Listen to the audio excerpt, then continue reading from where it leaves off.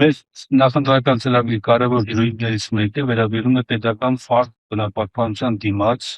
միջազգային լավագույն փորձում կիրառված մոդելի ներդրումը Հայաստանում, ինչը սա նշանակում։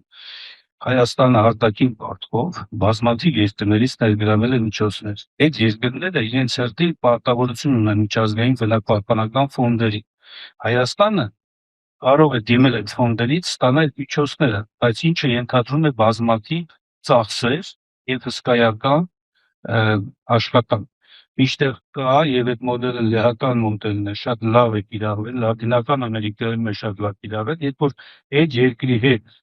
համաձայնությունը սերտ բերում, արտաքին պարտքը փոխարեն իրեն վճարելու ու ներդնում ես բնապահպանության մեջ անտառներ, ջրի ռեսուրսներ, մատուցում,